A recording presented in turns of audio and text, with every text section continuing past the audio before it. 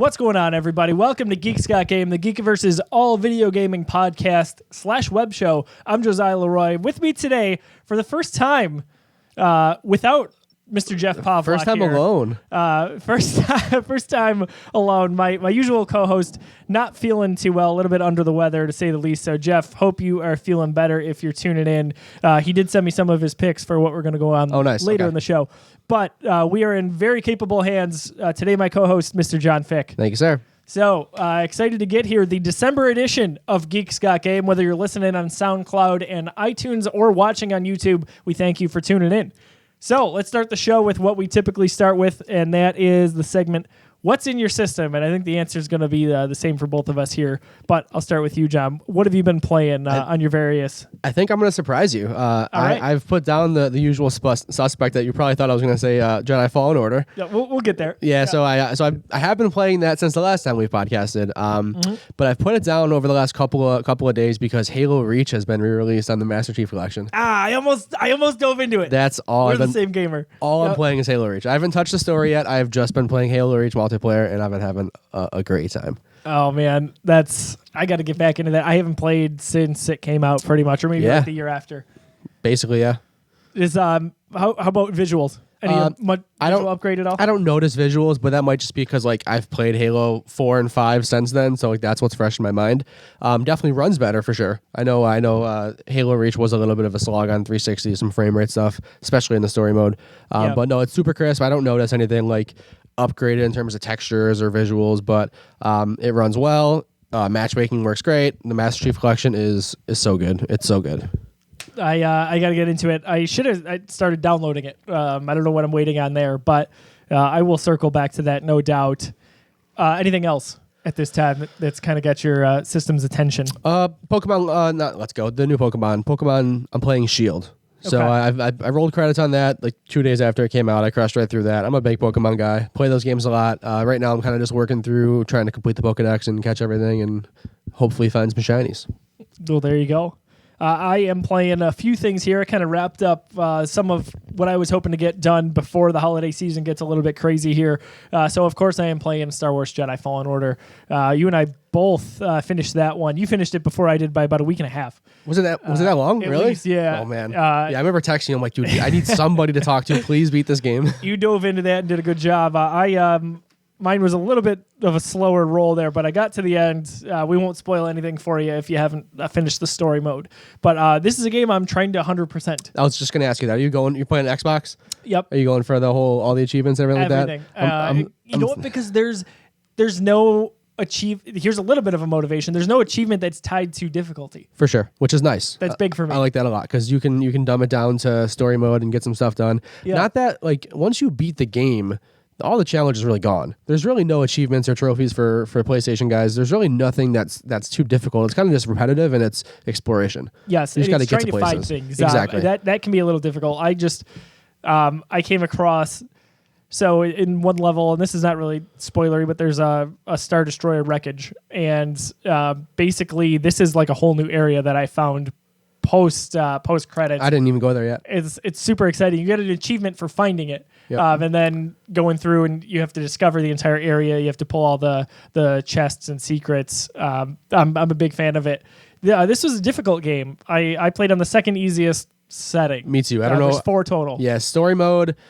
Jedi, it might be Jedi Knight. Might be. Yeah, Jedi Knight. Then there's Jedi Master, then there's Jedi Grandmaster, I believe. So in terms of difficulty, I was not good at this game, and I still may not be great at this game. What do you think? Same thing, man. I did bump it down once. There was one boss fight that I knew for a fact wasn't the final boss fight, and I was getting way too frustrated for it. I'm like, all right, if this was the final boss fight, I'm not going to change the difficulty. But since I know there's so much game left, and I'm like, all right, you're just going down for a second.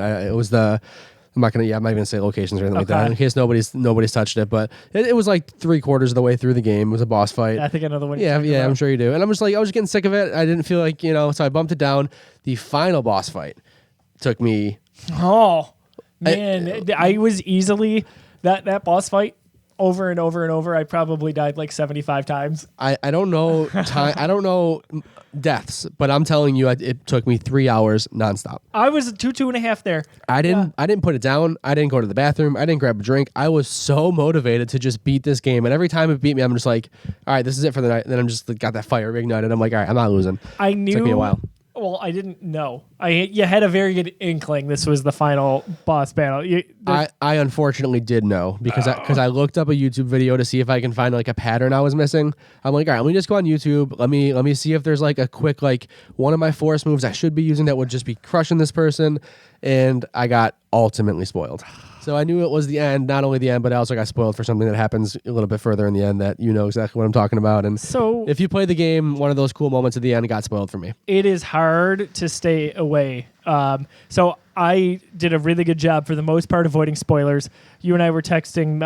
I think you had just finished the game, and I saw. So I was uploading a video for the Geekiverse channel on YouTube, and when I was basically, I opened up a new tab to see kind of like how I was customizing something on our page. Yeah, we never revisited this. And this is where I saw it. There was a thumbnail with a specific reveal. Yes, that's what got me too. So I because you weren't there yet. So when you told me that, we didn't want to elaborate because I didn't want to give you any more. Right. That's what got me too. And it was frustrating. It was a thumbnail in the recommended videos. Exactly the same thing. It was probably the same video. Because my search is all Star Wars stuff. You know, it's Rise of Skywalker season here, Mandalorian. Especially nowadays, yeah. Yeah, so it's extra in your face. So unfortunately, I saw that, but you had good advice. You kind of said it's not going to ruin the game for you. Not at all. To paraphrase. And it didn't. In fact, it may have only ramped up my motivation to get to the end. Sure. I meant to ask you this before. I didn't put it on the show notes. Is there a game that comes to mind that in the past had been spoiled for you at all that you were excited about? One that we were just talking about before we started rolling here, BioShock Infinite. Oh, really? And I think we're far past the BioShock Infinite spoiler, so I am going to say what it was. You're fine. Okay. Yeah. So I was just scrolling through a Reddit, and it was not even related to gaming. It was like a funny picture on Reddit, and like one of the child comments was Booker is Comstock. And I'm like, this game came out 2 days ago. What is going on? And I'm like, well, now everything makes sense. I was like 3/4 through the game or something like that. I'm like, well, that makes sense. And I was just really I was disappointed. But then like you get that motivation where it's like, all right, man, it's already spoiled. I love this game. You got to use that as motivation to get to that point and like try to like convince yourself you're not shattered about it. Sometimes the end, actually knowing that end, gets you there a little bit faster. I think. Yeah, for sure. Yeah. It's more exciting. But not always. How about you? So yeah, I've got one that came to mind. Forgive me on the video. I'm fighting off my dog here. Yeah, that's a brutal fight. Yes, he's strong. So Heavy Rain. Okay. Now there's a ton of different endings. There's like 77 variations that you can get in this game. So this is 2010 PS3, and it's my fault because I was reading up on some of the trophy paths, so how to get trophies, and it was stupid, totally stupid on my part. A narrative-driven game which requires little to no skill shouldn't have been online, and I was, and I went somewhere you weren't supposed to. Yep, and I had the Origami Killer spoiled for me. So again, I knew there were so many different endings. So even though that kind of, I had this pit in my stomach, I was like, "You got to be kidding me!" I know it. I know the feeling. I was so high on that game, and it was on my anticipated list as soon as it was announced. And I actually just played that game for the first time last year when it came to PS4. Nice. I think it came to PS4 before last year, but I just played it last year for the first time.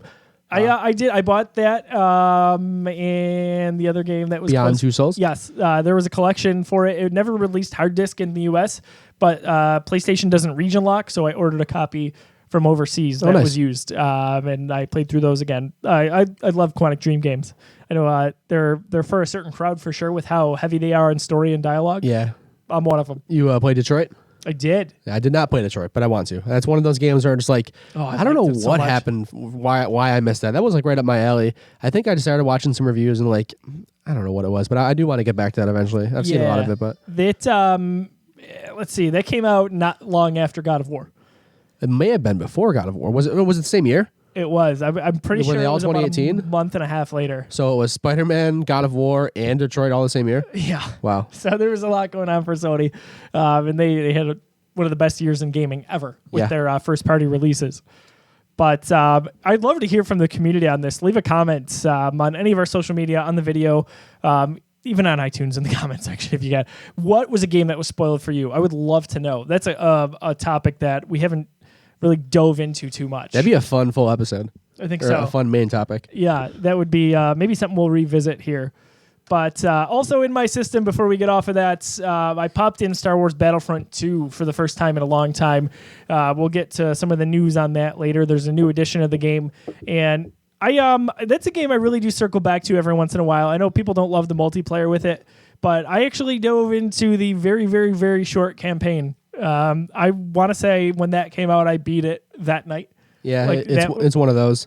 It's a quick one. It's not anything to write home about, but I love Star Wars, so to me that was kind of a greatest hits, and I played the first two levels of that last night. That was one of those games where I did the whole vote with your wallet thing, and I really didn't want to support that game. Even after they went back and fixed it, I'm like, I just don't want to. I don't want to add a number to them. I didn't like what went on here. I did, however, go on YouTube and watch the whole story just so I can not miss anything. And I think that was like maybe a 45-minute to like 55-minute video. I'm sure, because maybe a little longer, but it was a quick watch. The campaign is maybe 4.5, 5 hours tops. Yeah, and a good chunk of it is playing as classic trilogy characters that don't really have anything to do with your story in a way. Yeah. Iden Versio, I like that character. I like where they were trying to go with her, and actually where they went with the free DLC. I'd love to see a little bit more in the future. But we did get a nice novel if you read Star Wars books on Inferno Squad. So pick that up this holiday season if you haven't read it yet. Next segment here, we're going to go back to honoring the past here. So we look back at notable releases from 10 and 20 years ago. So that puts us at 1999 for the month of December. I just had this pulled up. There's a really notable one in 2009, believe it or not, we'll get to. But 1999 December, Gran Turismo 2, PlayStation 1. I had my I never got super into Gran Turismo, but and I don't think I've played a minute of one. Back on PS1, I played the first few of those. Harvest Moon 64 for N64. That's definitely a popular game. Then Shenmue, December 29th, but in Japan. Okay. So nothing too crazy back then. Yeah, nothing huge. Fast forward to 2009.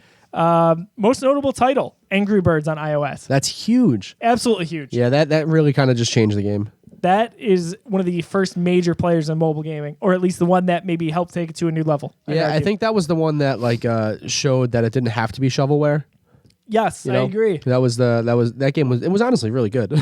I didn't play a ton of regular Angry Birds. I played a ton of Star Wars Angry Birds. I played a ton of regular Angry Birds. That was a game that when I got my dad his first ever tablet, I think it was an HP touchpad.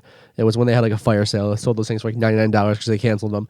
I got him one of those just to give him something because my dad's in his 70s now and he's not a big tech guy. So I got him one of those and I installed Angry Birds on there and he was playing some Angry Birds. He got into it. He caught the concept really quickly. It's nice. It's physics based. It's easy to get and he played a lot of Angry Birds. Now he's addicted to threes. If you're familiar with that, he's been playing that game for 5 years, and it's all he does. All he does. Good for him, man. Yeah. That's if you like it, go for it. That's all I say. Other releases that month, not terribly notable in the gaming realm, but we got Avatar the game based on the massive box office success of the movie.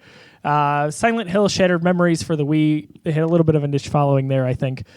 There was another one I wanted to mention here. Saboteur had a little bit of legs for PS3 and Xbox 360. That is not one I ever played. No, none of these. December 22nd. So I think that's such an odd release date for a game. Guitar Hero Van Halen. Oh, they were still making those at that point. Yeah, this is almost past the tail end of the music craze. They kept those things going even after that tail end fell off. They kept pumping them out. Yeah, they did. Talk about shovelware. That's definitely one of them. Yep. But overall, nothing too crazy. And it's funny how we've talked about it in past episodes. The gaming release landscape has changed quite a bit. December is still always quiet, but they're not so concentrated in October and November anymore. You get them throughout the year. Yeah, just look at the beginning of next year.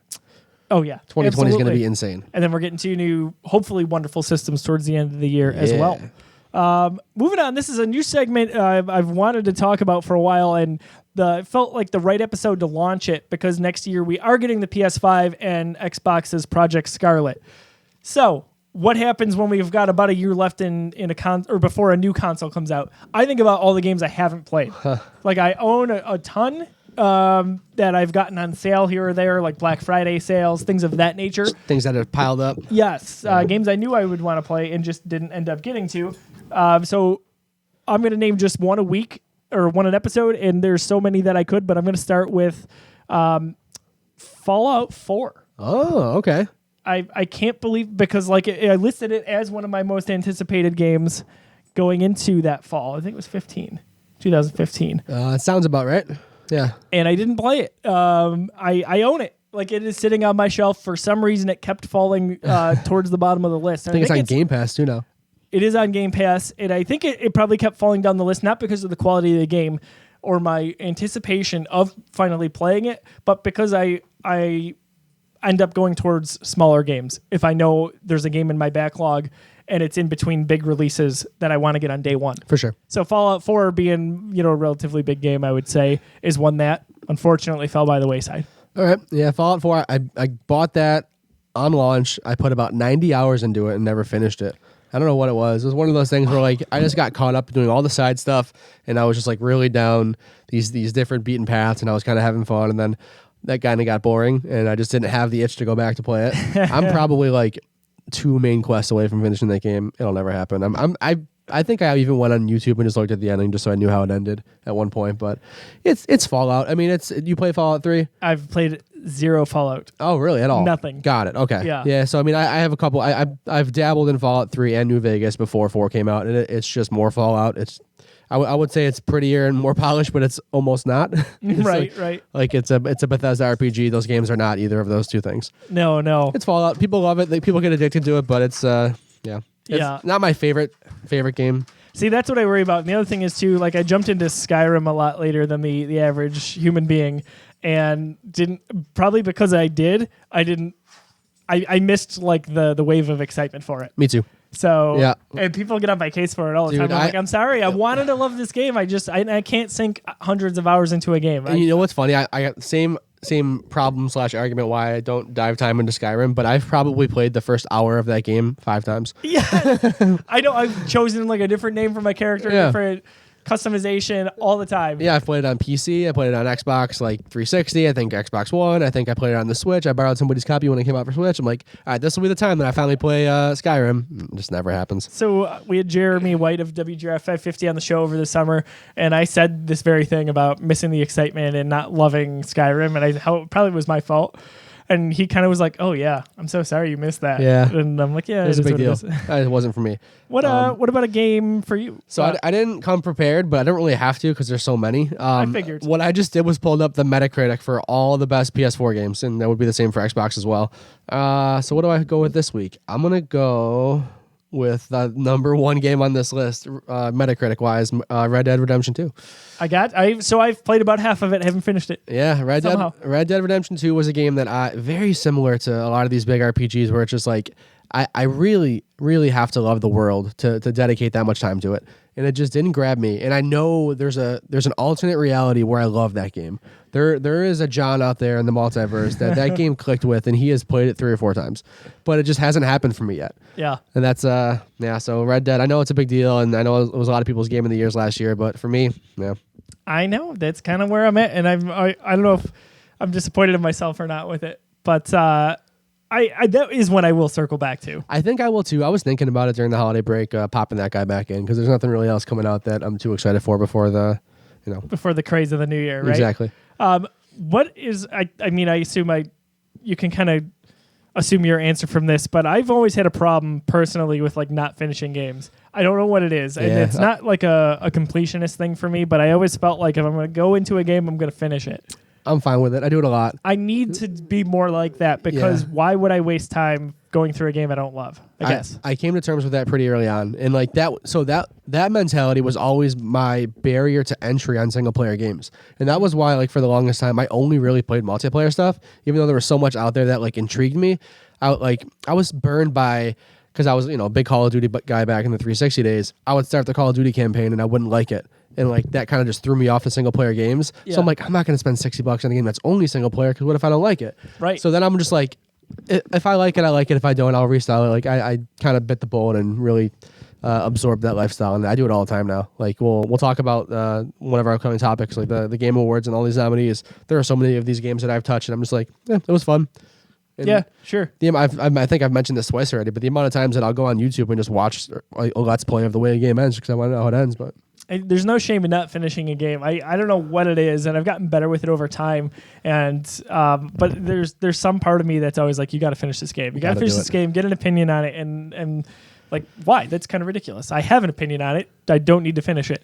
But, unless it's a game we're reviewing. Sure. That's a different story. So if we get a review copy of a game or it is something we're assigned, that is a different topic altogether. Yeah, you got to finish it. I wouldn't pass my opinion on something without disclosing the fact that I haven't finished it. Sure. Like, it's not an official thing. Exactly. I'm not going to tell somebody who loves Red Dead 2 that it's a bad game because I only played 5 hours of it. Of course. That game it's a 90-hour game if you play it the way most people do, and I don't have the perspective that these people do that have sunken time into it. Yeah, I'm with you there. Backlogged again. I'd love to hear from the community on this. Tell us a game that you've got sitting on your shelf, or maybe you bought it in the digital store on your Xbox, your PlayStation, your Nintendo. What haven't you gotten to yet? We'd love to hear from you on that. Man, this could be a whole topic for me. This could be an hour. You'd be shocked, which is maybe a good segue into our next topic here. We'll get into the news here. We've got 4 items that we want to get to on the news list before getting into this week's the Game Awards, which are just a few days away. So we wanted to get some predictions in there. But first up on the news list, today we finally got some confirmation here that BioShock, there is a BioShock game in development. The 4th game in the series. 2K finally came out and announced it via press release today, I believe. And there's a blog post on their website. Okay. It's not going to be out for quote unquote several years, according to Kotaku's article on this. It's codenamed Parkside, which was one thing that I thought was interesting. I don't know quite. We won't know until the game comes out or ever. But I always find the code names behind games fascinating. I love that, especially for like systems and stuff too, pieces of hardware. Yes. Yeah. Now it seems like they've learned that we like that, so now they're using that as marketing material, like Project Scorpio and Project what's the new one, Scarlet for Xbox. Like my Xbox One X is the Project Scorpio edition. It's stupid, but I love it. Yeah, because I think the PS5 was Orbis. That was PS4. Yep. That was the code name for that one. Was Orbis. Yeah. It's fun stuff. So, BioShock, you and I are big fans of this series here. Yeah, huge. 1 and 3, I think, for the most part, is the general consensus. I didn't play 2. I'm a big BioShock fan, and I just kind of missed 2. That's okay. And it wasn't. So I hear that. It's not bad. Yeah. So I hear the gameplay was great, and it wasn't made by Irrational. So Ken Levine, the creative design behind it, he wasn't the guy who did it. Right. And he won't be behind this one either. But yeah, I think they might get it this time. I don't know everything that went on, but 2K Marin developed BioShock 2. Yep. And that felt like, oh my gosh, we had such a hit on our hands, we have to replicate it. Yeah, and they kind of went all in with multiplayer, if I recall, too. Right. That was a big deal. Yeah, I forgot about that. A couple of buddies who were playing the multiplayer when it came out. Interesting. I totally forgot about that, with good reason. But the shock, again, I keep saying that, the twist in BioShock 1, just unbelievable. So good. And then probably a few notable twists in BioShock Infinite, different dynamics, different setting, but really not when you get to the bones of it. Yeah. I wonder where we're going with this next And you haven't played Barrier Let's See yet. No, I know. So we talked about it pre-show. I have not played one of the biggest DLCs ever. So there's 2 parts to it, and it is like pivotal BioShock lore. Is it? I want to say maybe not anymore. At one point, it was either free, heavily discounted, or on was it on Game Pass? Well, it's in the collection. So if BioShock the collection is it must be. It must be then. Okay, yeah, because the collection is in. Barrier Let's See is in the collection. Yes. It's so worth it. You can knock You can knock each of those parts out in like 2 hours. You got to do it, man. Yeah, that's right so up my alley. Anything short nowadays, give me it. That would be perfect. For sure. But exciting news nonetheless. More BioShock. I'm in. We think this has been in development, according to a few sources at least, 2015. I recall that in 2017, Jason Schreier, I think you're reading one of his articles now from Kotaku, he wrote an article about the development woes of Mafia 3. Mm-hmm. So he was kind of just did this long expose piece about how Mafia 3 was in turmoil. And one of like these random little snippets was that they were working on this game in a 2K studio next to this very secret BioShock project. It was a brand new team, and the studio, I think, didn't even have a name yet. We didn't know what it was called and who was working on it, but he said that for certain there was a BioShock project happening there. And we knew that it would with Ken Levine not really splitting off. He's still under 2K in his new studio, Ghost Story Games, I believe is what he's working on. But we knew that 2K owning the rights to BioShock, they weren't going to, just put this one to bed. It's a moneymaker. Yeah, for sure. That's a nice IP to have in your repertoire. So the studio is called Cloud Chamber. They are a new studio put together for. So that's this one. So that's this new studio that's developing this untitled BioShock game. Ken Levine, the creative director behind BioShock and Infinite, took a small number of the Irrational Games people and formed this other studio called Ghost Story Games. They're doing their own thing. So Ken's not going to have a part of this project here, but we haven't heard anything about. That's always one of my predictions for like Game Awards and stuff like that. By the way, that we're going to finally see what Ken Levine's working on. If that's one of your predictions, one for me is always that we're finally going to see what Rocksteady's working on, and I've been disappointed every time so far. You know what? At least they're actually teasing that. That's their fault that you're getting that wrong. They're giving you reason to predict that. I don't get angry very often when it comes to talking about games, but that is one. Rocksteady, what are you doing? Or WB Montreal, what is the next game out of that? Either one of them. Just give me something. I feel like Rocksteady's working on something different altogether than Batman, and I think WB has to be doing Batman, right? They had that tease in October we talked about, for sure. right? So that was weird. Yeah. Maybe that was premature. Everybody's guessing that Court of Owls storyline. So yeah, I'd sign me up. I'd be fine. Give me something. Give me something on Thursday. I'm all about it. Another news bit here, number 2 on the list, GameRankings.com. So this was a website many of us use. Jeff Pavlak, again, co-host of G3 here. Game he cites often. So just kind of a news that hits last week now. Read it right from GameRankings.com. And unfortunately, they're going to be shutting down. They're going to be absorbed into Metacritic, which is a sister website. But on Monday, December 9th, which is today, the day we're filming this, GameRankings.com will redirect gamers to its sister site, Metacritic.com, where they will find a wealth of information about how the latest video game titles are performing among critics. The entire GameRankings.com team will continue our mission to create informative game review content and bring reviews of classic games to Metacritic. As one of the oldest gaming sites online, we thank you for supporting Game Rankings over the past 20 years, and we look forward to conquering new gaming worlds with you for years to come. So, a little bit of a shift there. Undoubtedly some will lose their job in there. So if you've been a contributor, if you're part of Game Rankings or have been over the past few years especially, we wish you the best. And I'm sure there's going to be something bright on the horizon for you. So we did want to mention that before moving on here. But item number 3 was not necessarily news per se. Oh, this one's a fun one. But exactly. So Phil Spencer tweeted out, actually just a few days ago, and it started. This week I brought my Project Scarlet console home, and it's become my primary console, playing my games, connecting to the community, and yes, using my Elite Series 2 controller. Having a blast. Great work by the team. 2020 is going to be an incredible year. That's exciting. What hype there. That's so much fun. Man. What a great idea to do that too. Yeah. God, Phil Spencer knows what's up. Is there anyone that is more in touch with the gaming community from an executive standpoint? Like, he just gets it. Yeah, I don't think so. I think he's got it nailed down there. Yeah, man, he's so good for Xbox and Microsoft, and we knew it the moment he took over, but I don't think we all realized just how great he was going to be in his role. So that's Phil, exciting. I think about that. Like, he's got Project Scarlet in his living room. He's rocking it. Like, that's super exciting.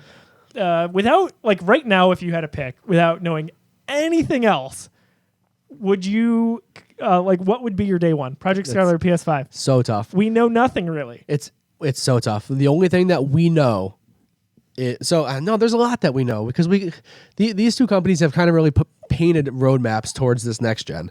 I think we know a lot. We know that Xbox has the services. We know that Game Pass is one of the best deals in gaming. We know they have better support with things like accessories and the Elite controller, things like that. They're doing so many of those little things to make their platform the best. But PlayStation has the games, and they do. And even though we know we have the promise of some reveals coming from Xbox, PlayStation has the IP as well. If I had to pick one, I don't get to play the next Spider-Man game or the next God of War game.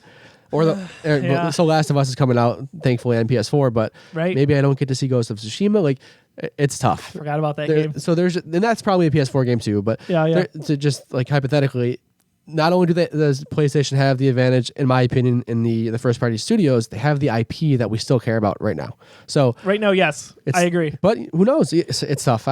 Microsoft bought, if you missed it in the last few years, a lot of studios to really build up their first party brand. And granted, we've got to see what they're working on, and some stuff has been teased. But if they do things correctly, and if they sink the proper resources into those studios, a lot of them pre-established, by the way, reputable studios, time will tell where that's going to go. For sure. And if they do it right, it's going to be awesome. Yeah, that's just a tough theoretical question for me. If they do it right. Yeah. So right now, I think you're right when it comes to PS5 potential IPs and sequels. Yep. And it's amazing. We also really don't. I don't think we know enough about Sony's hardware and even like software, not IP, but like software and what the new console is going to do. We don't really know what their strategy is going to be. PS4 Sony has really been like, this thing's powerful, it plays games, and we have a lot of good games. And that's really been their marketing behind it. Whereas Xbox has, for better or worse, and early on pretty bad, come at it with like services and software and like this thing. Our box can also do this. Mm-hmm. Now, what's awesome is that those things that it can also do enhance your gaming experience. You know, they have better controllers and they have xCloud and they have Game Pass and that stuff's awesome. So they have all those extras. We don't know if Sony has any of those cards up their sleeve right now. Right. We don't know what they're going to do with streaming. They have remote play. I mean, they were kind of first to market with streaming, but that's not xCloud. That's not Stadia. That's right. So it's if you were to, I really would tough be. Question. I'd be hard pressed to make a decision on that right now. My gut tells me I would probably go with PlayStation, just because I have felt so. I'm Xbox has kind of been my lineage since it's been out. Xbox and then 360 were my both primary consoles, but I've felt pretty at home with the PlayStation 4. Sure.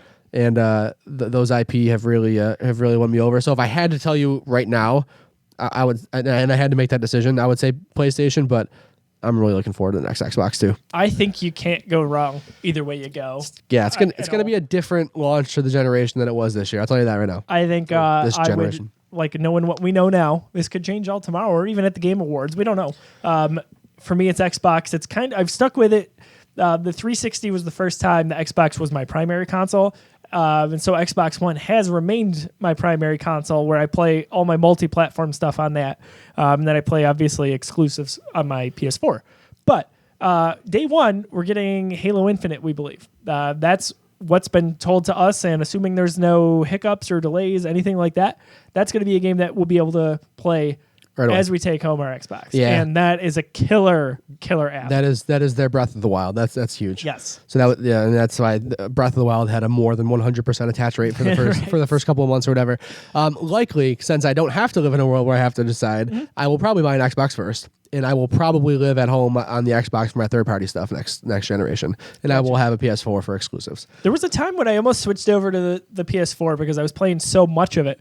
And it was probably 2018 when it was God of War, when it was Detroit, Spider-Man. I mean, even 2017, you had like Horizon, and there's true. They've killed it this gen with exclusives. Yeah, I don't remember a better suite from when we're talking about Sony or Microsoft, at least specifically, of a generation full of first-party titles that just were home runs, like left and right. Yep. Last news item here. Wait, I want to hop back in. Yes. While we're on Phil Spencer, he also did something else newsworthy. Did you hear about? I don't think so. What he said on a Mixer stream? Nope. So he was on a Mixer stream for Extra Life, which is an awesome. Are you familiar with Extra Life? So he was on an Extra Life stream. Don't know who it was, if it was like a content creator or whatever. But they were talking about Control, the Remedy game. You're not familiar with this at all? Wait, maybe. Yeah. So all of a sudden he says. Control is a great game. I just feel like not enough people played it. That's why I'm very happy it's coming to Game Pass. Did he say that? He said that. Okay, so I didn't look into this. I heard a rumor about it. Yes. No, there's no rumor. Like, you can go find the clip. He straight up said that. Gotcha. So that happened, and everyone's like, oh crap, like we're getting Control on Game Pass. That's incredible. And then the next day, Remedy tweets out like the news on a recent Mixer stream by the Xbox CEO that said that it's coming to Game Pass was incorrect. We have no plans to do anything like that. That's what I saw. Yes. So that's what I saw, and I was like, oh. So Control is the perfect game for Game Pass. It'd be awesome, but they are more embedded with Sony right now. They're doing their marketing stuff with Sony. I think part of the DLC is coming first to Sony, so that's an interesting thing. what happened? Was it just like a mix up in his brain? Are they negotiating and he didn't mean to spill it too soon? Maybe that was a thing. Maybe he was just thinking of a different game entirely. It's possible that Maybe they he were was like, hey, we want to build hype for the game. Yeah, maybe he was thinking about Quantum Break. I don't know. Because that's on Game Pass and I love Quantum Break. I love Quantum Break. That's a game I always wanted to circle back to. So much fun. But yeah, that was like, I was like, what was that? No, I did not know Phil Spencer said that. What I did see was the tweet that Remedy was refuting that it was coming to Game Pass. So you weren't sure how that rumor started. Okay. Yeah. Right from the horse's mouth. So we probably talked a great deal about Control off air. I don't know about on air so much. Not that we want to dive into it, but you and I both enjoyed that game. Yeah, I think there's a good spot for us to get into it once we start talking about these nominations. Yeah, I think so too. Yeah, because we'll get there. We got one more piece of news. We'll dive in. I'm glad that it's getting the recognition that it deserves, and I didn't think it would. Me either. I thought it was going to just kind of fade away because it was a weird release. It was end of August. Yeah. And it's a weird game. It is a weird game. But it's not the weirdest game of the year. No. Not even the weirdest AAA game of the year. No, definitely not. Last news item for the week here, we've got a new edition of Star Wars Battlefront 2. So we talked about this a little bit earlier in the show. I'm diving back into it. Kind of cool, but again, if you voted with your wallet the first time around, you're definitely not going to be prompted to buy it now. Nah. It almost felt like this one slipped under the radar, but they call it Star Wars Battlefront 2 Celebration Edition. This just launched last week, so you can upgrade if you have the game already for $24.99 on PC, Xbox, and PlayStation, or you can pick this up brand new for $39.99. The difference being, it includes all of the basically cosmetic items that you can get in game. Now, there are a ton. I got to give credit there. There's a ton of different versions of our heroes and villains and every sort of possible imaginable Stormtrooper, Clone Trooper, Resistance, Rebel Alliance, you name it. There's a ton. So this game, especially from where we're looking at now as opposed to release, is drastically different. So for $39.99, not a bad gig. You get a lot with it. All the DLC was free. Not that there was a ton of story DLC, but there was a lot of multiplayer DLC. It's constantly changing and evolving. Like, there are very few eras of Star Wars or locations or heroes that you can't play as. Really, the only notable miss to me right now is Rogue One, or if you include the Clone Wars in that. You can't play as Ahsoka, but you can play as General Kenobi, General Skywalker, the clones. Long story short, all of that $39.99 or upgrade for $24.99, and it'll include, I guess this would probably be free anyway, but I'm not sure, the Rise of Skywalker content. So you'll get legendary outfits for Kylo Ren, Rey, and Finn. I think those are part of this that you wouldn't be able to get otherwise. And there's going to be 2 locations. So one is Jakku, and then one is described as a jungle planet, which they are not naming. So I don't know what that means, if it is a callback to Endor or if it is just a new planet that they just didn't want to release the name of yet. That's got to be it, right? They would have just said Endor if that was the case. And it's specifically the Rise of Skywalker content, so you have to assume so. They got to keep a lid on things for sure. Rise of Skywalker content comes the day that the movie releases. That's next week, dude. Oh, man. Thank you. Goosebumps. There they are. Next week. Man, next week, that is so crazy. We just talked about it on We Have Spoken, and I was like, so we're going to see Jumanji. Star Wars is next week. Next week. We are just over a week away. We're so close. Oh man, that's so crazy. I have so many questions, so many thoughts. Anyway, this probably doesn't move the needle for you at all. This new edition. I'm glad they're doing some stuff with it. It's a little weird that they're charging a $24.99 upgrade for that. So that's kind of expensive. You can. I agree. I didn't bite the bullet and do this. I wanna, because hello. Yeah. I think $15 is my comfort zone, which is a funny kind of line in the sand to draw, but that's where I'm at because it's not really a new game. It's just appearances. You paid $60 for this game. I did. Well, a little less because I had the Best Buy. There you go. Gamers Club unlocked there. RIP. But yeah, that's a tough pill to swallow for me. I mean, $40 for this being someone's first entry into the game seems okay, but absolutely, I would argue that's a great value because there's a lot of content now. But don't buy that now because you'll be able to get that in a month for way less. Agree. I don't see this moving the needle in terms of sales at all, and I see this being discounted pretty heavily very soon. That's exactly what I'm holding out hope for. Yeah. Is that they'll discount that. I can jump in, You play probably- as my Rise of Skywalker Rey. You'll probably be able to buy the full copy of this game again cheaper than the upgrade cost very soon. Yeah, I would say so, and it's been discounted so much over the like. Oh I mean, my gosh. like $6 I've seen. Like yeah, like really, very really cheap, very cheap. It's funny because like people talk about like a possible Battlefront 3 from time to time, and I'm like, I don't understand where they would go with it because you can play everything in this game, Yeah. like everything. It's crazy. All right, so I better cut myself off before I talk any more Star Wars here.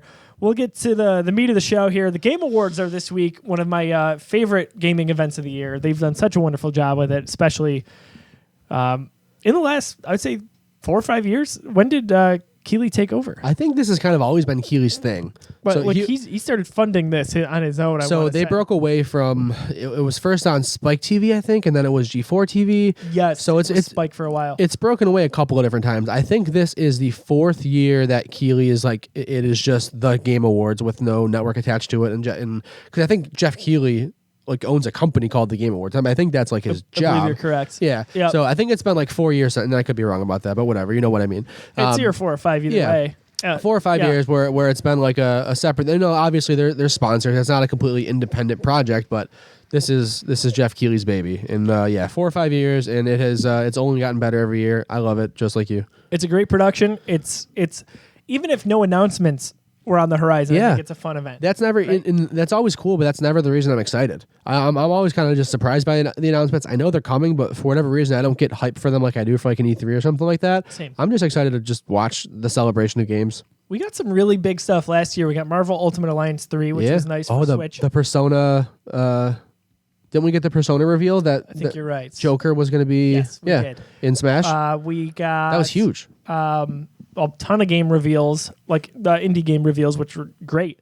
And then we got a Mortal Kombat reveal as well. Oh, I think. okay. Yeah, I think you might be right. So there was a lot going on in addition to just kind of sitting back, relaxing, and enjoying this, this wrap up at the end of the year because it's always so busy in gaming, as we mentioned, January to December now.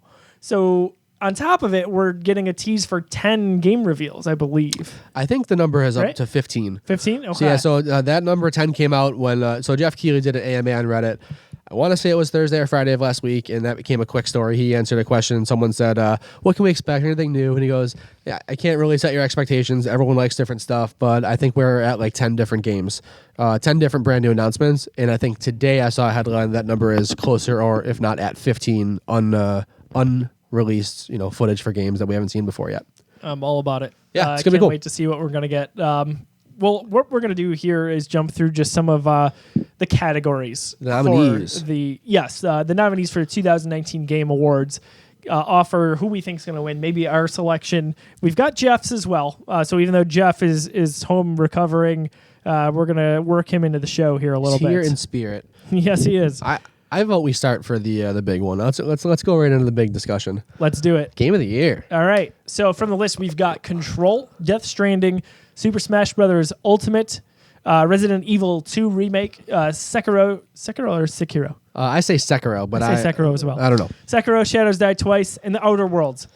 A great list. Oh, really? No doubt about it. Weak list, in my opinion. Get out of here. I think those are all great games. We're so spoiled from. Hang on, I take that back. From the final 2 years. I mean, it doesn't. I wouldn't say it compares to 2018. It doesn't compare to 17 either. I mean, so 2017, a game like Horizon Zero Dawn was probably third behind Zelda and Mario, and I think it would have ran away with this list right here. All right, that's a fair point. And Spider-Man last year was number 3 to Red Dead, and last year was disgusting. and to God of War. So brutal. I think Spider-Man would have ran away with this year. I think so. I still think these are all great. I don't know that they're on the list of like when you talk about. We're spoiled. We've been spoiled. 18 is just like I don't know if we'll ever see a better year. I think 17's close. Okay. But I'm with you though. It's 18 for me. I would give the nudge to 18 too because there was a lot of awesome like little indie stuff that came out as well that really pushed the needle for me. So like, wait, was Celeste 17 or 18? 18. All right. So yeah. So I mean, 18 was incredible. I'm just saying. Yeah. But so I when I say So this these list. games are all great, Death Stranding, I don't. have an opinion on because I haven't played the game. There's so much out there. I can't quite form an opinion because I have not picked up a controller on it. For sure. But we both are we're both in this industry. We listen to a lot of opinions. Yes. We know the temperature on it. Totally. It's a very divisive game. Yes. Very divisive game. I don't see this running away with it like a lot of people probably would have expected it to before it came out. And then of course you got all it's Jeff Keighley's show, so he's there. That's very come on. It's super transparent. I mean, like the you can go on the Game Awards website, you can see how this stuff is nominated. 100%. It's nominated by a pool of outlets. They all nominate 5 things for each category, and it is voted on 90% by those same outlets. I think the same outlets, 10% by fan vote. Jeff Keighley does not get a vote. Correct. No vote. Looking at this list here, so obviously Super Smash Brothers came out in December of last year, and that's probably the cutoff, right? So yes, that was the thing there. Notably missing Jedi Fallen Order from this list. Yes. So that wasn't one, from what I understand, that actually missed the date cutoff. That was one where the emails for the ballots just happened to go out like a couple days before reviewers got their codes. So it's like it could have been eligible, but nobody was comfortable enough with what they played at previews to nominate it. That's fine. So, but even though I think it should be on this list. I think it is theoretically. In my eyes, it's the clear winner if it was on this list. Same. So, I'm with you. Well, not just for me, even for like critically, I think that game would win this award. Oh man, can you imagine? Like that would be crazy to see a Star Wars game win Game of the Year. And I think it's so brutal because I don't think it has a shot next year. I think even if it's on that ballot, nobody thinks about it. Like. You've got such a list already that we assume even if they're half decent, they're going to be great games. For sure. Whether it's Cyberpunk or hopefully Avengers. The Last of Us Part 2. Like, come on. It's over and over. It's unbelievable. But let me ask you, what do you think is going to win and what would be your pick? I'm so torn, man. What do I think is going to win? I have no idea. I really don't. I don't either. I think I'm going to go with RE2. So Pavlok says the same. He thinks Resident Evil 2 will win. RE2 seems to be the game that had the best critical reception around it. I don't remember any issues. I think everybody kind of just universally loved that game. The only thing I think it's going to go against it is that it's a remake. Right. I think some people, me included, if I didn't play the game, so keep that for what it is. I didn't play RE2, but I think if I were to be submitting a vote here, I think the fact that it's a remake would play into my thought process a little bit. So we've even at the Geekiverse year-end awards, we do something called the Geek Awards, and we've had it as a separate category. So if it was a game that was a remake, a remaster, anything like that, we had different categories for them, and we didn't. They weren't eligible for Game of the Year. So I don't know. We'll talk about that. It's tough though because it's such a fine line because this is a different game. I mean, it is the same narrative story for the most part. It's the same structure, but they made this game again. I know. They didn't just take their ROM and just up-res it. Copy and paste. No, right? they built this game again, and they added a lot from what I hear that makes it pretty incredible. So it's tough to discount it, which is why I think other people will kind of have that same view. And it just seems like the cleanest game in this list in my eyes. So I think that will win. And I'm not confident, but that is my official vote for what I think will win. And we're going to tally these up. We're going to see who has the most right out of this next week. Yeah, that's a good idea. Oh, man. So, first of all, I love that Outer Worlds is on this list. Yeah. I think it's a nice showing for Obsidian. For sure. Did you play any of that? No, I downloaded it though. I played a bit. Star Wars. It did. I'm almost all the way through it, and it's short RPG, right? Yeah, for the most part. But even without the time commitment, I got kind of burned out, just like I did with Fallout 4. Yeah, where it's like I've done this, I've seen the world. I've heard that. I don't really care about the story. It's an RPG. It scratched that itch for a little while. It didn't move the needle for me. Gotcha. Yeah. Well, I just picked up Resident Evil 2 a Black Friday for $15. Yeah. Stoked about that. I'm going to play that for sure. Yeah. I expect to pick that up over the holiday as well. Sekiro just picked up as well. Another great deal. So, you know what? I kind of maybe take that back about RE2 being the cleanest game, like track record wise. Sekiro could be right there too. I feel like that might...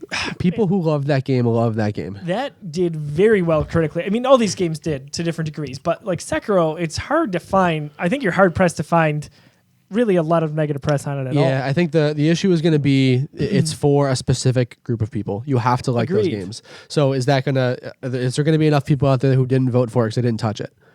I am going to say, oh man, This is so hard. This is so. I think this is where like last year, like despite having all of those wonderful games, that like I had a definite game of the year. Like it was God of War for me. Not even close. Yeah, that's it. And it's all despite Red Dead being great, Spider-Man being one of my favorite games ever, God of War was it. Yep. Like from the time I picked up the control on that game, that was game of the year. It was a 10 out of 10. Same with 2017 for me. Like With Horizon? No, Breath of the Wild. Breath of the Wild is my favorite game of all time. Gotcha. Oh, that's saying a lot. So like that game was like I knew going into this, and I could tell by the way critics received that game was like that's gonna win. I know Mario Odyssey is gonna get a lot of nods, and I know that Horizon's gonna get a lot of nods because they were both great games. Yeah. Zelda's gonna win this, and it did. Yeah.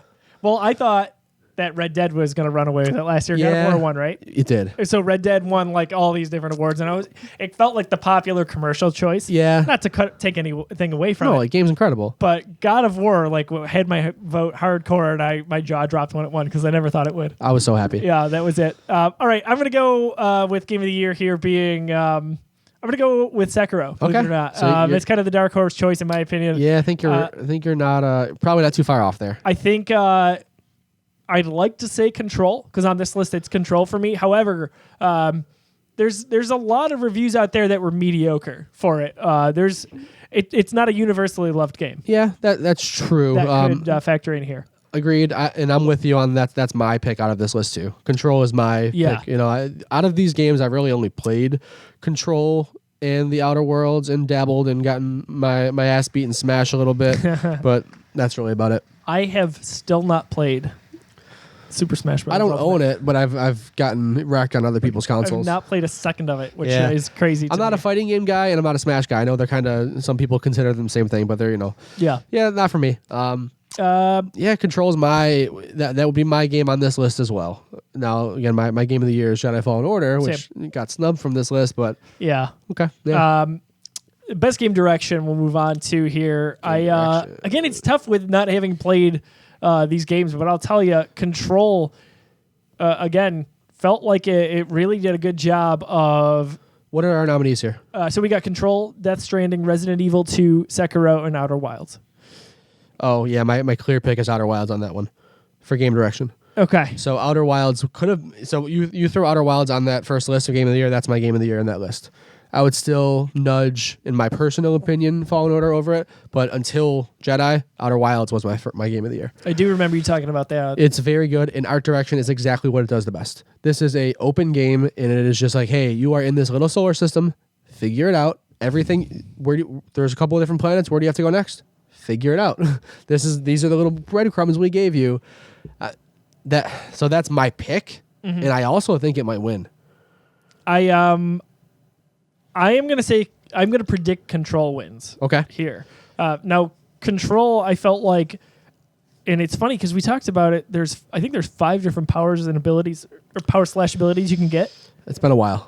There's 4 or 5, and I only had 2 or 3. Yeah, Forgive me. There was one I didn't unlock. We talked about that. We both didn't unlock one of them specifically. So you and I went out for a drink and talked about this game extensively. Yeah. And like right after it came out. And that was one thing that I remember being like, oh my gosh, I still like this game, and I didn't even get to those powers. And I felt like a Jedi. I did that in Jedi, actually. I never, this isn't a spoiler, it's in the trailers. I never unlocked throwing your lightsaber. Oh, nice. I beat the game. I still don't have that unlocked. I went elsewhere with my skill tree, and I focused on definitely helpful. Yeah, I never had it. What's amazing, so you can unlock how many lives you get before you have to respawn. And I finished the game with 3. Wait, say that again? So, like, how you get stim packs from BD? Yeah. Like, that's what I'm talking about. So, did you say you can set that? No. So you can unlock more. Oh, you find more. Yeah. I also finished with 3. Me too. So, which is the minimum. I think you can, before finishing the game, find more. Like without having to like go through special abilities. You certainly can. And I like right after the game ended, I went to my first planet that I was going to. Me too. Exactly the same thing. Oh my gosh! I was like, so for that last boss fight, I could have had one 5. more. There were 2. Oh, I only got 1. So we went to. It was the in same that temple place. room, right? Like the still in this. There's another one right near there. Oh. No joke. Like you could throw a stone. There was another ledge that I saw that I didn't go for. Yeah. I didn't. So I was really mad. because you spent 3 hours, I was like 2.5 hours, and one of them would have made a huge difference For sure. Yeah, no, that's crazy. You went like really hardcore. At this That's game. nuts, man. I didn't realize we both had the exact same experience. We're like, I went right back. As the first thing I went back to was that place. And I'm like, where can I go? I can go here now. Right. Oh, great. More stim packs. That's where I went because I thought it would be the easiest place. And sure enough, I should have gone before the ending. Yep. Man. Good to know. Jedi, we got to talk more about it later. Seriously. So you said Outer Wilds would be your prediction. Yeah, prediction Right? and mine. And your choice. Both, yeah. Control would be both for mine as well. Okay. Best narrative nominees are A Plague Tale: Innocence, Control, Death Stranding, Disco Elysium, and The Outer Worlds.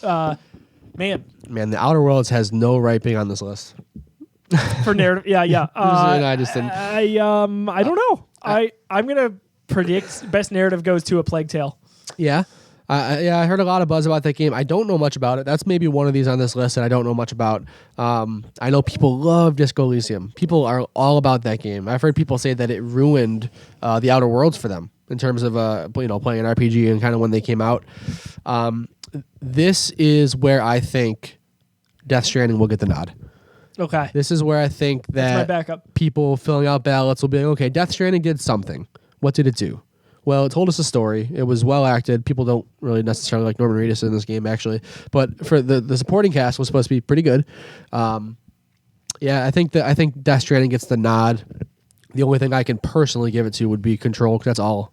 Well, other than Outer Worlds, which I didn't think had a good narrative at all. And it's funny, for a Remedy game, I didn't love Control's story, and I Yeah. feel like Remedy's so good at it. It was weird.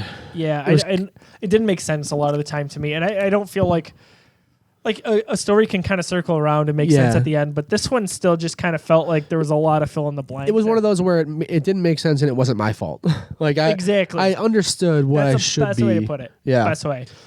Best narrative also, Pavlok said Death Stranding. Okay. So back to game direction, he predicted Death Stranding. Got it. Oh, wow.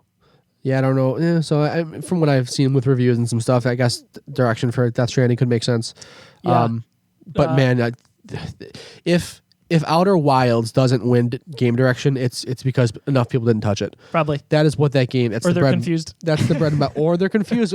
I was going to make the joke that the Outer Worlds isn't even the best game that starts with Outer, and then the second word starts with W and has an LDS in it. It was up here. Yeah. It was up here. I'm so happy. Yeah. It wasn't even the What best a game. weird thing. Yeah, like, to have all wild. these so close That was to each other. very weird. But yes, Yeah. narrative, again, the only two I played were Control and Outer Worlds, and Control gets it by a long shot in there. But I think, what did I say? I think on that one.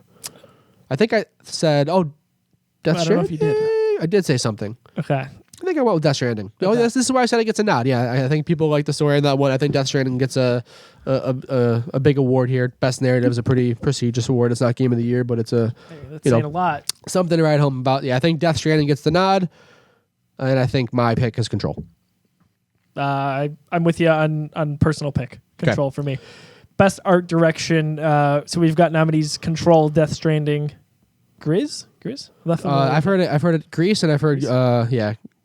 Sayonara Wild Hearts, Sekiro Shadows Die Twice, and Legend of Zelda Link's Awakening. Why are our things out of order? Okay. All right. Oh, because this one's from GameSpot, and I couldn't pull that up earlier because there was an error on it. No worries. Okay. Yeah, this So- is an interesting one. Man, Grease is gorgeous. I haven't played it, but I've seen a lot about it. But I think it's going to be Link's Awakening. that is a strong vote for it. I mean, that's a beautiful game. Pavlok says Death Stranding. Wow, Pavlok's high in that. I mean, these aren't his picks. I guess these are what he Right, thinks these they're are going to. prediction. I don't think Death Stranding wins this one. I think I am with you that it goes to Link's Awakening. That's very impressive. That's a very cute game. That art style's awesome. Personal vote, I go Sayonara Wild Hearts. That game is gorgeous. Oh, for sure. I love I'm with you on that. That game's so cool. I love. Yeah. Again, that's kind of almost like more game direction than it is art direction. But no, it's not. I love Sayonara. Like, that's a cool game. That was announced last Game Awards. Was it? Yes, Oh yeah, that was yeah. one of the first ones, and everyone's like, "What are we looking at?" Yeah, that was so colorful. It's one of those games that makes Apple Arcade worth it just for the trial. I mean, it's so awesome.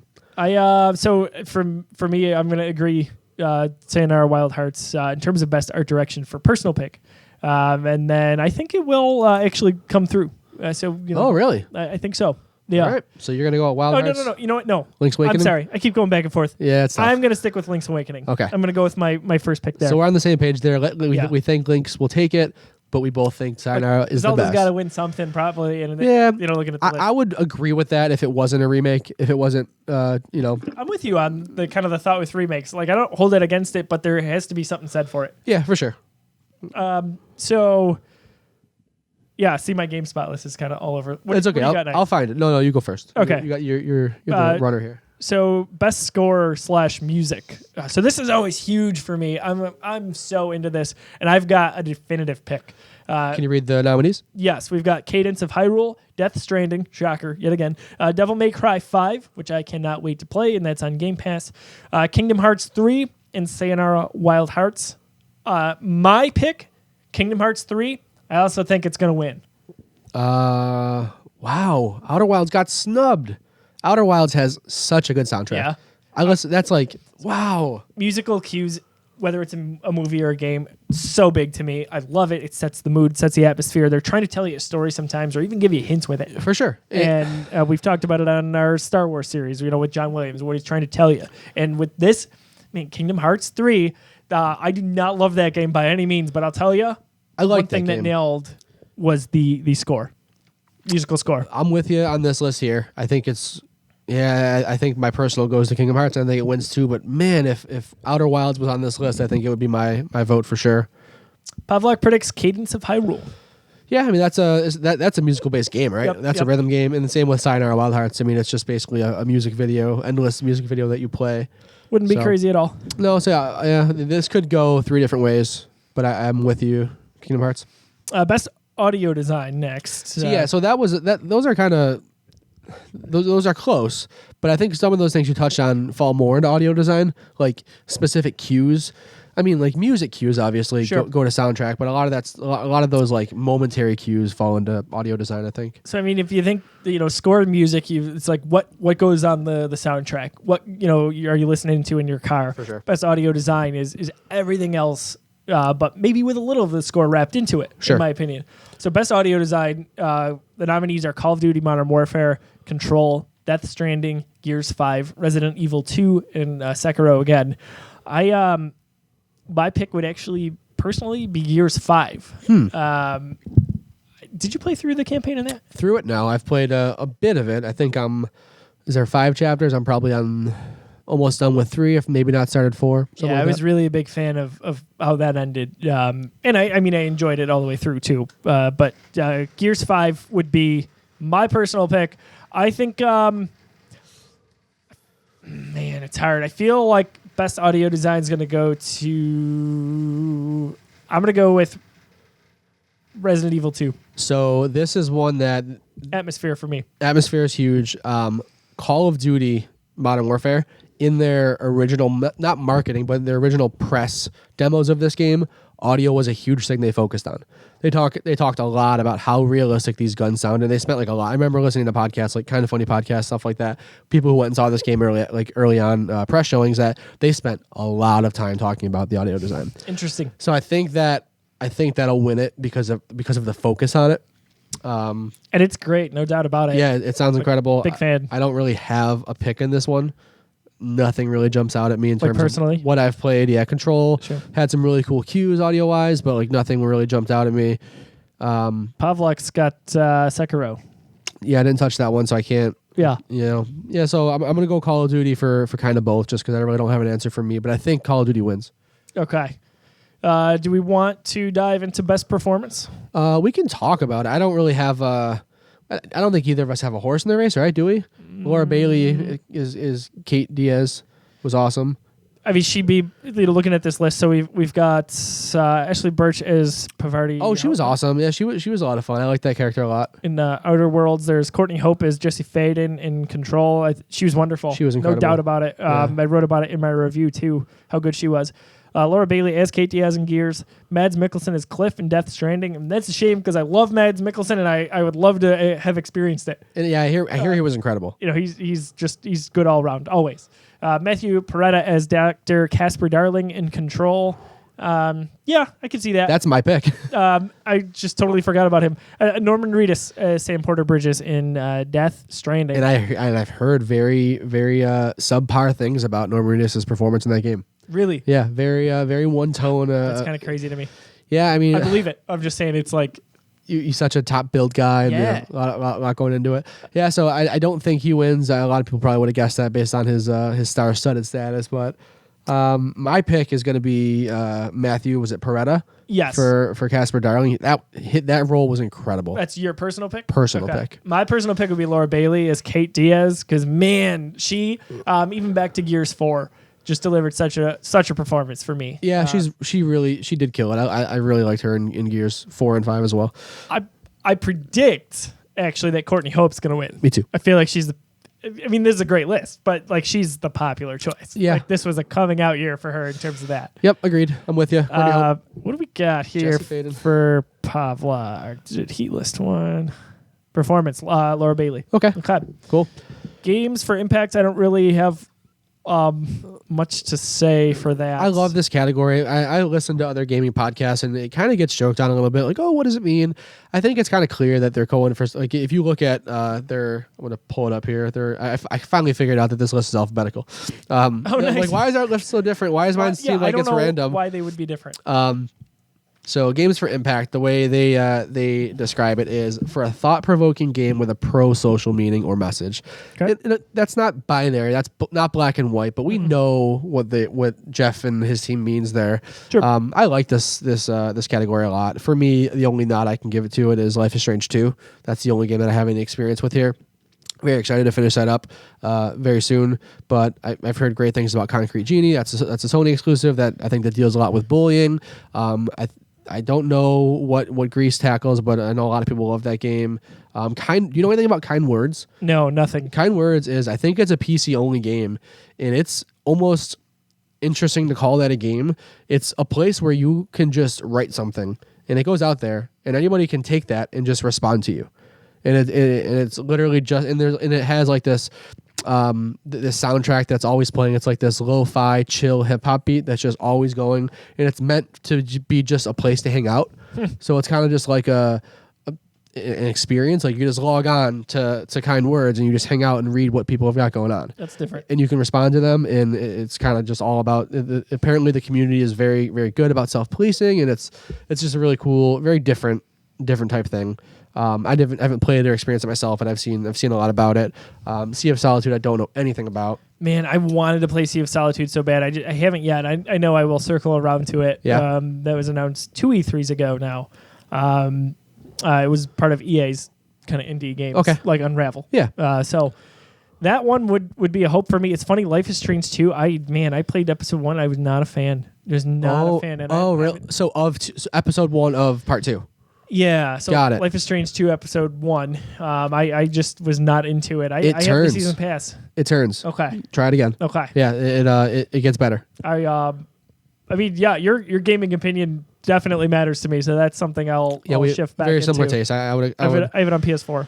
For sure. I would go for it. I think I'm only through chapter 3 at this point. I think And 4 are out, right? Like 4 chapters? 4 out and 5 comes out like this weekend or something. It's very soon. Yeah, it's wrapping up Long soon. release cycle for that. Yeah, I think they would be a little bit better if they were a little more dated. If you didn't have to wait so long to find out when you were going to play the next version. But I played one right at launch, or actually a little before launch. We did get a review copy of that, and I don't know. Yeah, I'll dive back into it. I would. My guess is going to be.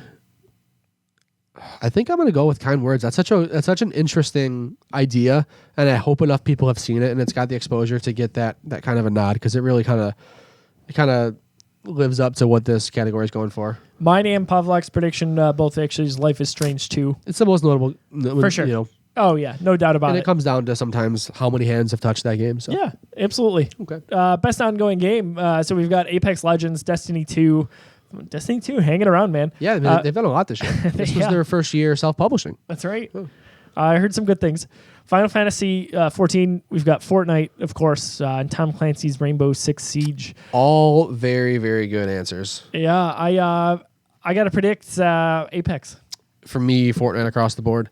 Yeah. Fortnite, I think we forget what it did last year and how it really carried. Not even just last year. This started in 2017. Feels like it's been around forever. I mean, it dominated all of 2018, and it is not really lost too much steam coming into 2019. I agree. And what they did with Chapter 2, they shut their game down for a day and a half. On a Sunday afternoon, I think it was noon Eastern, they had this in-game event, and the game just got sucked into a black hole and didn't come back until Tuesday. And it was like, what is going on? Everybody on the internet knew about it. Everybody. And then it just relaunched as a new game. I mean, like, there was an argument to be made that Fortnite Chapter 2 was as different, if not more different, than a Call of Duty iteration, a $60 upgrade. Fortnite Chapter 2 was pretty crazy. I've been in flow with that game. I haven't touched it. Last time I logged in was just to throw some V-Bucks at the Stormtrooper skin that came out. Yeah. I wanted to have that, but of course, I think Fortnite has to take it. Apex is a good one too. Apex is a game that I would actually kind of fight for Game of the Year. Yeah. Apex was they kind of really dominated that launch and everything like that, but they lost a little bit community wise. Yeah. When they did something. I think when they rolled out their first or second season, people weren't happy. I'm a part of that subreddit community, and there was a lot of uproar, and they fixed it. They put out a new map and stuff like that.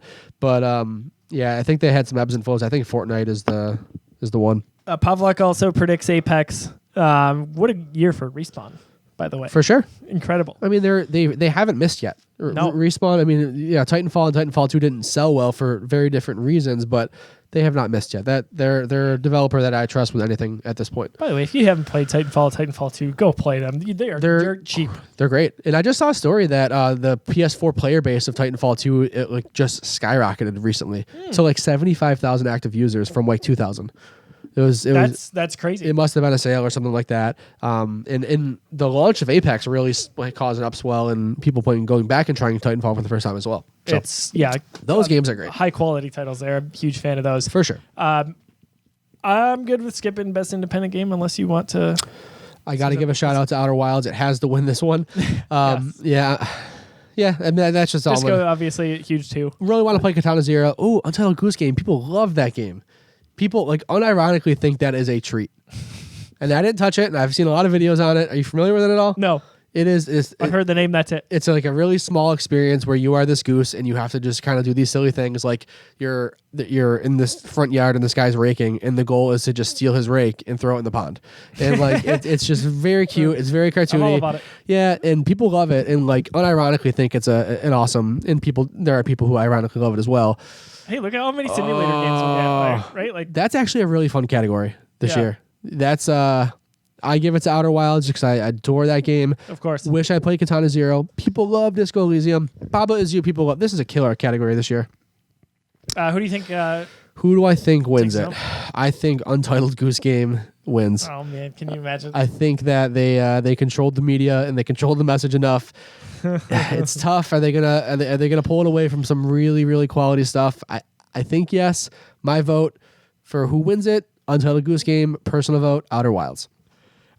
So best mobile game, I would have probably skipped as well. However, I know you and I both spent a little bit of time with Call of Duty Mobile. Yeah. So this is a good opportunity to bring that up. I actually want to hop back into that. They added controller support. Oh, really? So iOS 13 added controller support for both your DualShock 4 and your Xbox One controller. You can sync that up to any iOS device that runs iOS 13, and Call of Duty Mobile now has controller support. So I want to hop back in and play on this bad boy. I didn't love it, but the touchscreen was not bad. It was good. It worked for me. Yeah, I was dropping some 30-kill games. I'm like, wait a minute, what's going on here? Yeah, you and I both played right at launch, and I think we both had the same thought. Why are we both so great at this? What are we missing? Are there there's got to be bots in here. I felt like I was so good at it. It's the perfect game to truly play on the go. It was fun. In between other stuff, without looking at anything else, that and I guess my pick. They've added zombies to it too. Oh my gosh. Yeah. So that's cool. Sayonara is a good one. What the Golf is awesome. Are you familiar with that at all? No. It is like this. So it's an Apple Arcade game. I think it's exclusive and launched on Apple Arcade game or as an arcade game. It is like this really cute game where you're playing golf and it's it just gets more bizarre. First you're shooting a golf ball and then you go to shoot the golf ball and the club flies and then it's just super, super creative and then it turns into a puzzle game. It's really tough to describe. What the Golf is awesome and I could see it winning. People love Grindstone too. Man, there's a lot of good games that are smaller games this year. That's an Apple Arcade game as well. It's a tougher year because there's a lot of quality games. Just there's no. It doesn't feel like there's that killer out of the park. This one's going to dominate title. Yeah, but they're all pretty quality. But that's the thing. You find a consistent level of quality on everything on this list. Yeah. Ooh, I got to vote. Man, so you're going Call of Duty. Yeah. Oh, yeah. I think I'm going to go What the Golf as both. As what I want to win and what I think should win. I have no idea in terms of prediction for this one. I just know I love Call of Duty Mobile. Fair enough. Apps don't last long on my phone. That's one that I still have. Cool. That's kind of that comfort food. That's like, if I'm ever stuck somewhere, Exactly. doctor's office or something like that. And it's good. It's your Call of Duty experience. It's well made. Unless you care, I'm skipping to best action game. Go ahead. So best action game, we've got Apex Legends, Astral Chain, which I know Pavlok enjoyed, Modern Warfare, Devil May Cry 5, Gears 5, and Metro Exodus. I'm happy to see on this list. Not that I would say it's going to win, but that was a game that we played it at E3 2 years ago, buggy as hell. I would argue still ran into some of those same bugs because I did pick it up over the summer. Yeah. But I'm happy that it's there. A little bit of a nod's nice. Man, Yeah. This is a weird category to me. Action game. I mean, It's tough. I feel so many of these are first-person shooters. my prediction's Devil May Cry 5, though. I feel like that's when I think action and I look at this list, that's it. I would vote based on the games I've played, Call of Duty. However, I think that Devil May Cry 5 would be the one to win. You think it's going to get the nod because it's closest to the definition of an action game? Yes. The only one that would surprise me on this list, I wouldn't be surprised totally if Astral Chain won. But if they're both Metro very won, close. I would be definitely surprised. Why is Sekiro not here? I don't know. I think I just told you I say Sekiro and then just said Sekiro. Yeah, but I kept jumping back and forth too. We don't know what we're I have no talking idea. about. We're a bunch of goons. I have no idea. Yeah, this is a confusing category to me. I wish they would have just gotten rid of action game and gone. And they might even have these. I have to double check. But I wish they had action adventure and then first person shooter. Well, the problem is, you've got action game, you've got action adventure. Like, theoretically, couldn't you make an argument for either? Yeah, so I think there should be an action adventure category, which there is, but then there should just be a shooter category, which is like what both of those two things are doing right now. And there is not a shooter category, category, which is bizarre to me. I think first person shooter is still a pretty well defined. Or even just shooter, like. Yeah, exactly, shooter. Yeah, just for, doesn't have to be first person. This is weird. This is a tough one, because I don't really understand why it exists. I'm gonna go Apex Legends. Yeah, I would not be surprised at all. It's got to get a nod, right? Like it. I feel like that did a lot this year. I feel like action's such a weird action game. Action, like everything's an action game. Yeah, exactly. Tony Hawk's an action game. Exactly. You know, like you could have made an argument Rock Band was action. Right. Got some action going on. So that's a weird one. Do you predict Apex?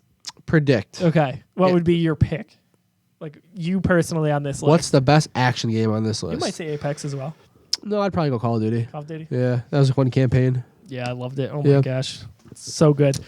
So best action adventure. That makes more sense to me. So also Pavlok predicts Apex Legends for action. Got it. But action adventure. This is a more of a defined category for me. This is kind of just like agreed. That second word makes a big difference. Yeah, action adventure. I mean, that's it just makes more sense to me. Borderlands 3. I guess it belongs on this list. It's not just a shooter. It's a looter shooter. There's a lot more going on to it. So I think this list makes more sense from that kind of the definition you and I are imagining. Yeah. But Borderlands 3, Control, Death Stranding, Resident Evil 2, Link's Awakening, and then Sekiro. I gotta think. I mean, my personal list obviously is Control because this is what I played. I would predict Resident Evil 2. Ooh, I'm tossed between. So my personal is Control based on what we've played and what we kind of think about these games. I'm up in the air between what will win on Sekiro and Control. Those are the two I think are fighting for this one. Yeah. So I think it sounds like you feel about Sekiro in this category how I felt about Devil May Cry in the last one almost a little. It really gets... So Pavlok says Resident Evil 2. Okay. For action adventure? Yes. Personal, Control, and I'm going to go Sekiro for what I think will win this one. I like it. I like it. Switch it up a little bit. Best RPG. So we've got a few things here. We've got Disco Elysium, Final Fantasy 14, Kingdom Hearts 3, Monster Hunter World, Iceborne. I forgot about that. Oh, that's like DLC. That's interesting to see there. Yeah, I know. And Outer Worlds. See, it's funny, on this list, the only one I played is Kingdom Hearts 3, and I wouldn't pick it. Yeah, that's tough. It's not going to win. Man, it's not going to win. Outer Worlds was much, much better received than Kingdom Hearts 3. I predict Outer Worlds wins. I man, this is tough because if you look at the industry and like the buzz around these games, Disco Elysium should win this. Disco Elysium was like the sweetheart of this year, but people didn't play it. It was stuck on PC, which I know is a weird thing to say. Everyone has a PC, but it's not always what we think of. I'm gonna go Outer Worlds. Okay. Yeah, Outer Worlds. I think. Pavlak said that as well. Reviewed shockingly well. Yeah. From my experience with it. Oh yeah. I mean, there was people giving it like 9s, and I'm like, oh man, this is a middling 7 IMO. But people gave it that IMO RPG. Yeah, but I think even though I didn't play this game, I don't care. I can do whatever I want. I'm gonna say I want Elysium to win. That game deserves something. That game is really cool, and I do want to play it. I don't feel like uninstalling TurboTax to make room for a game on my PC, you know? Of course. Monster Hunter World, I am excited to see that that is still circling around here. Yeah, it's cool. That's DLC. And I like seeing that, I think. I think that it's cool to see like a DLC come out and change a game and it be considered for something like this. It's a testament to the quality of it. Exactly. It's the best fighting game. We've got Dead or Alive 6, which is funny. Jump Force, Mortal Kombat 11, Samurai Showdown, and Super Smash Bros. Ultimate. I mean, you gotta. Oh man, I think it comes down to Mortal Kombat or Super Smash. I abstain. I have no idea. I don't. So Pavlak and I played Jump Force, and I'm not a fighting game guy, but that was a blast. People hate it though. Like that'd be my pick. Yeah, for really? Like my personal one. For what you want, yeah. I like Jump Force a lot. From the little I know about that bizarre community that is the fighting world community, people don't like that game. It's bizarre for sure. I don't know. I really don't. I predict Ultimate wins Super Smash Brothers. Me too. I mean, I feel like that's an easy choice, but Mortal Kombat, I wouldn't be surprised either. Yeah. I would be surprised if Dead or Alive 6. Can you imagine Dead or Alive 6 or Samurai Showdown? And it's not to take away from the quality. It's just like you're talking Super Smash Brothers. Yeah, Goliath. I man. think there are people, especially like old school people, who see Smash as not a fighting game. So they might not vote for it because it's kind of like a brawler. It's a little different. Like fighting game, you think of Street Fighter, Tekken, Mortal Kombat, that kind of stuff. But maybe we're past that, and I think that. Yeah, I mean we'll see. Best family game, we said Luigi's Mansion 3, Ring Fit Adventure, Super Mario Maker 2, Super Smash Bros. Ultimate, Yoshi's Crafted World. Me personally, wait a minute, Nintendo made all of those games. They did. Every game in the list. Yes, they did. So this is just best Nintendo game. Yeah. This is crazy. What, Sekiro's not on here? What? So that's wild. It's weird to see Death Stranding not on one of these. But anyway, Luigi's Mansion 3 for me, I loved that game. Yeah, that's got to be the winner, right? People love. I don't know. People love Mario Maker. Yeah, but I think like when you think about this category, even though it is a family game, like if you want it to be, people think of Mario Maker more as like a competitive, like can I do this type game. I think that game took off more in like streaming circles and like competitive players than it did for when I think of a family game. I think of my nephew who's like agreed. Like what would you I don't know how old he is, but he's small. He's small. I'm gonna buy him Pokemon this year. That's like, how small he is. Well, I think about it. Like when I think family, what are you playing? Maybe if you're younger with your siblings, or what are you playing? Your cousins, your nephews, nieces. I would say Luigi's Mansion would also be my prediction. I think it's both for me. Pavlak predicts, this is interesting to me, Super Smash Brothers. I think that's way off. Yeah, that's a weird one. I think his love for that game, he's just kind of seeing it at all angles there. He's like, who wouldn't want to play Smash Brothers? Sure. It's perfect. Sure. That's Pavlak's view right there. I see that as being like a crazy competitive thing with your friends, not necessarily your family. I can specific here. I can see the angle where it can be pretty casual and you can just throw a controller and it's like press that button and we'll kind of bounce each other around. But like Luigi's Mansion screams off the page on this one for me. Same. Yeah. And then like we talked about, Mario Maker 2 is a different community altogether also. I'm not touching strategy game. Yoshi's Crafted World, good nod to. That's a very fun, absolutely. That's a cool, very cute game. The Nintendo My nephew loved the demo. He played that to death. I gotcha. But I think, for Luigi's Mansion for both my picks. Strategy game, let's not touch that. No. Sports racing, you know what? Sports racing. So we got Crash Team Racing, Nitro Fuel. That would be my pick because I love CTR. Me too. Dirt Rally 2's on there. eFootball, Pro Evolution Soccer. That's kind of crazy. F1 2019 and FIFA 20. My only desire there would be to see Crash Team Racing win. I would predict that FIFA 20 wins. I'm going to go Crash for both. That's my prediction, and I want it to win. I want Crash to win so bad. Come on. Best multiplayer game is a good one. Apex Legends, Borderlands 3, Call of Duty, Tetris 99, or Tom Clancy's The Division 2. Wow, how was Fortnite out here? That's kind of crazy. Maybe they don't count it because it debuted last year. I don't think Apex debuted this year. I don't think they care. That's what seems. Well, Division 2 actually that was out before. I don't know. I don't have the timeline. I think that's this year. I think Division 2 is this year. So if that is true, then all these games came out this calendar year. Yeah, for sure. So that's it. My prediction would be Apex. Yeah, me too. I think that's I'd want to see Call of Duty win just because I loved it so much. I'd go Apex both ways on this one for multiplayer. Pavlok predicts Apex as well. Indie game, So Fresh Indie Game is a debut. So this is actually sponsored by Subway, the Fresh Indie Game. That's not a joke. That's true. Yeah. So this is a debut title for an indie developer. So it's their first kind of foray into the market. What was on there? I think Outer Wilds is on there, and I need to say that game again. Outer Wilds. Oh, sorry. Fresh Indie Game. We have Outer Wilds is on there. Yeah, for Mobius Digital. Yep, Mobius Digital needs to win that. That game's awesome. But again, Disco Elysium, people love that game.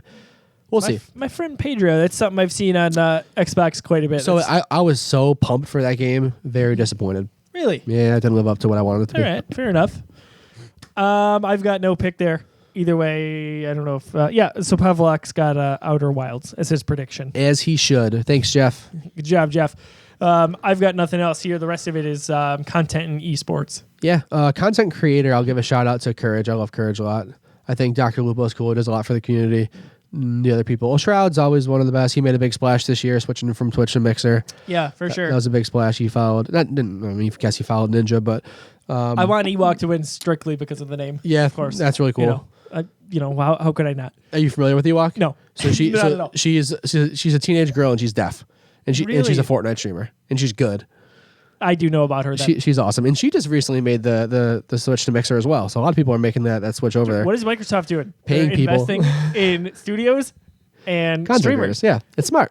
It's very smart. Especially Twitch was kind of in shambles this year for a lot of different reasons, but I just love Courage a lot. He's a good dude. So that's my vote. I want Courage to win. It's a wise usage of resources. Good job again, Phil Spencer. Yeah, esports stuff I can't even touch. I got nothing for. I watched the Fortnite World Cup. That's a lot of fun. I was really into Fortnite when that happened, but I'll say this: I love that it's a thing. Yeah, and I love that it's a prominent thing.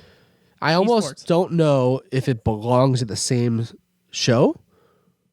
Because I think there are so many people who are like us that are either... Because there are people who are more diehard for esports than we are for video games, right? Sure. That's their lives, but do they care about Game of the Year? My thought is... Do they care about Best Family Game? At this point in time, it makes sense because there's not a lot of categories. However, it's good cross-promotion, and eventually we're going to get to a point where I think it is... Split off? To a point where it's got its own show. Yeah. Because, I mean, it's a sport. That's what it is. Yeah, and there's going to be people who argue that. I don't think it needs to have the word sport to be a qualifier to say how impressive it is. I'm not going to make that argument that it has to be considered a sport because people are going to come and say, oh, well, football's a sport. You have to actually do something. You're just sitting in the basement. Yeah, and playing. I don't care about that. A lot of people do. I'm just getting in front of that argument that's probably going to be out there. Sure. It's ridiculously impressive how skilled these people are, and it's just not for me most of the time. Whether you maybe...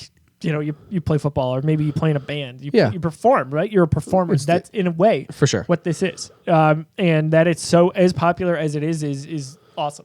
Very cool. Because it pulls the gaming industry along with it. Yeah, I think I'm with you that maybe for a while they should stick together. I guess that makes sense to, bolster. But I can see it having its own thing. I don't care about it so much, but I'm sure as hell happy it's here. I think something like Overwatch League is very cool. Overwatch League is something that they put together and they model it after something like an NFL, and it is made by Blizzard. It's like, hey, we recognize that competitive gaming is huge. The creator of this game, we're going to make our own league. We're going to make teams specifically for different cities. Like there's the San Francisco Shock.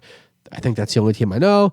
There's the Dallas Fuel, Burn Blue, hashtag Andy Cortez. You could have said anything and I would have been like, yeah, sounds right. So they put together a real league with cities trying to mimic the pro sports format. So I love that. They should be commended for that. So I think they should get Best Esports League, which isn't on there. I just made it up. Just made it up. Yeah. Best Esports event. Yeah. They win. Yeah, I'm all for it. We want to hear some of your predictions. Obviously, we went kind of extensive here for the Game Awards 2019. It's a big deal. It is a big deal. The show coming up in just a few nights. So Thursday, December 12th. You can tune in to the Geekiverse.com. We'll have lots of coverage on it as the news hits throughout the night. So, closing thoughts here. John, we've both got a lot going on here at the Geekiverse. Like lots going on. December and November have just been awesome months. We've got Star Wars coming up soon. Why don't you tell people where they can find you on social media? And you're on a few shows right now. So yeah, why don't you we're doing tease some those? stuff. Yeah, so you find me social media at Disruptoid on most social platforms. I'm having a lot of fun with our Hindsight of Star Wars series. Same. That's we've been doing that for a couple weeks now. We're kind of trying to fit all these movies in before Rise of Skywalker comes out next week, which is insane. So we're having a lot of fun with that, and here and there we're doing all sorts of different stuff with Disney Plus, and so we got PlusCast. If you enjoy Disney Plus so far, you can find that right on our YouTube channel as well as iTunes and SoundCloud. That is a monthly show, all Disney Plus talk. That's all we do on there. Also, if you really like Disney Plus and you got into The Mandalorian, which has been wonderful so far, you can check out We Have Spoken, which is kind of this mini-series that Tom, Jamie, and I have been getting together weekly. I might have to sneak on the finale of that episode. Yeah, I would love that. I might have to kind of just hop on and just give my overall thoughts on once we're wrapped up here. We'll do a season wrap-up. It'll be fun. 3 episodes to go. Yeah, so bittersweet a little bit. Exciting stuff on the horizon. So we've got a lot of shows going on at the Geekiverse. I am guest starring on another Geekiverse show that I'm not normally a part of, Drafting with Drafts. Because guess what? They're drafting Star Wars characters. Oh, awesome. So I'm honored to be on that. That'll be coming out sometime before Christmas. I don't know when they plan to release that. That's one that I kind of let Adam and crew run with.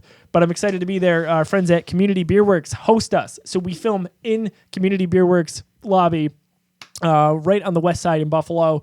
Love those guys. Love what they do for the community. And not to mention, they've got really good beer. So you guys are filming on site? We film right in there. They're closed when we film. Can I be like a producer on that show? I mean, I don't see why not. Right? Yeah, I'll be one of the executive producers. Pete buys us pizza. Yeah, I'm gonna produce that show. Yeah, I'll do that. Right, I'll do that. See you there. Anything else to plug before we leave here? No, man. This is I just can't wait for the Game Awards. So I'm really jazzed up for Thursday and see what's gonna be announced. See what we're gonna get. Winner wise. That's where I'm at right now, head wise. Same here. So our next episode of Geeks Got Game will be in January of 2020. So just a few weeks away here. We want to wrap up and thank you if you've been listening and now watching throughout the year. We appreciate you always tuning in, especially the community at facebook.com/thegeekiverse. You guys and girls have been wonderful in giving us your comments, responding to our community discussions. We wouldn't exist without you. So thank you very much for being a part of it. It means a lot to me personally and the rest of the Geekiverse crew. We look forward to more of it as we get into 2020, and we think it's going to be the biggest year for the Geekiverse yet. I hope you go along for the ride, especially as we've got a new generation of systems coming out with PlayStation 5 and Project Scarlet. And not to mention a lot of AAA releases in the first half of the year. And we've got this guy for the full year now. Oh, yeah. So exciting times and for sure. The last plug I wanted to give, if you like this shirt, by the way, sorry if you're listening to this, but John, what does my shirt say? Boy. So if you like God of War, you can go to thegeekiverse.storeenvy.com. That is 1E. These shirts make a great holiday gift. I'd encourage you to go check them out. They're very cheap on there. We've got over 20 designs, whether it's gaming or movies or comic books. And everything that you do there supports what we do on this end. So the next episode of Geeks Got Game we mentioned is going to be in January. I think we're going to preview the year that is 2019 or 2020 in gaming. So we'll get to a lot there. We will wrap up and touch on some of our personal picks for our own Geek Awards. So we hope that you will join us when the time comes for that. So for John and Jeff at home, feel better, buddy. I'm Josiah. We will catch you soon. Hope you have a wonderful Christmas and Happy New Year.